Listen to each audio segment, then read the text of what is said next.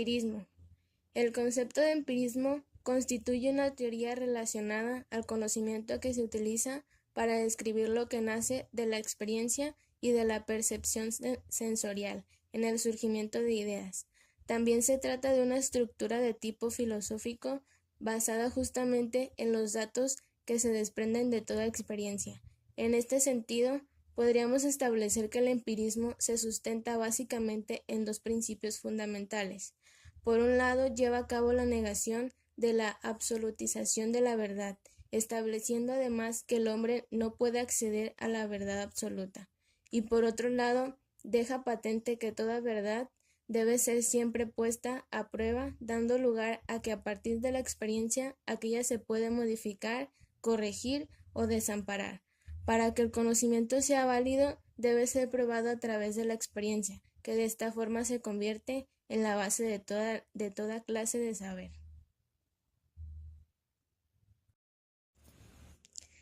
Ideas principales del empirismo. 1.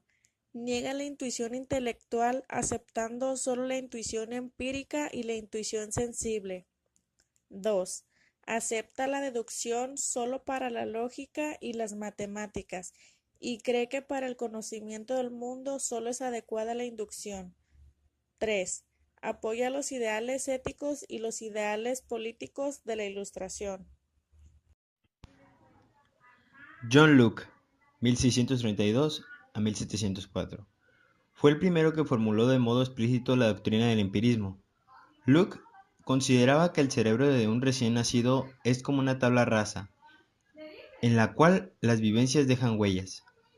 Por lo tanto, el empirismo, considerado que los seres humanos carecen de ideas innatas, nada puede ser entendible sin alusión a la experiencia. De esta manera, el empirismo filosófico se opone al racionalismo, que señala que el conocimiento se obtiene mediante la razón, más allá de los sentidos o de la experiencia. En cambio, David Hume, de 1711 a 1776, por su parte, sumó al empirismo un punto de vista escéptico que le permitió contrastar postulados de Locke y de otros pensadores. Para Hume, el conocimiento humano se divide en dos categorías: la relación de ideas y la relación de hechos. Por su parte, Francis Bacon y Thomas Hobbes fueron otros de los empiristas más importantes de la historia. Es frecuente que en muchas ocasiones al hablar de empirismo se haga también referencia al racionalismo.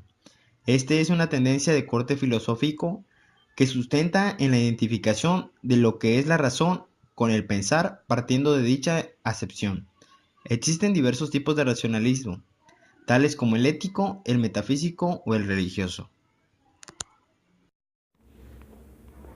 El racionalismo es un movimiento que tiene a la razón como pilar y sostén. Esta filosofía, surgida en el siglo XVII y con manifestaciones en diversas ramas del arte, sostiene que el raciocinio es la principal herramienta para generar saber, dejando la percepción y la experiencia en un segundo plano. El término racionalismo sostiene que la base del conocimiento se centra en la razón, refundando la idea de los sentidos, ya que estos pueden conducir a la equivocación. Defiende a las ciencias exactas, por ejemplo, las matemáticas, utilizando el método deductivo como principal mecanismo para llegar al verdadero entendimiento. En la ética, el racionalismo es la aservación que los principios morales naturales del ser humano y que dichos principios son indiscutibles en sí a la facultad racional. Las principales ideas del razonamiento son: 1. Que el conocimiento de la verdad tiene su origen en la razón. 2. Los sentidos no son una fuente válida de conocimiento. 3. Existen las ideas innatas, aquellas que concebimos interiormente, al margen de la experiencia sensible. 4. El conocimiento se construye deductivamente de lo general a lo particular. 5. Las matemáticas y su método de razonamiento son el paradigma de la ciencia ideal. Los principales representantes de esta corriente son René Descartes. Nació en 1596 y murió en 1650. Descartes rompe radicalmente con el mundo antiguo y crea un nuevo método para llegar al conocimiento, la duda metódica. Sin embargo, no pudo desvincularse del todo de la influencia de los pensadores de su época, porque es inevitable que cada momento histórico condicione todo pensamiento posterior. El racionalismo propone a la razón como única fuente la verdad, contrariamente a lo que afirma el dogma de la fe y de lo que nos revelan los sentidos o la imaginación, que puede ser dudoso. Gottfried Wilhelm Leibniz.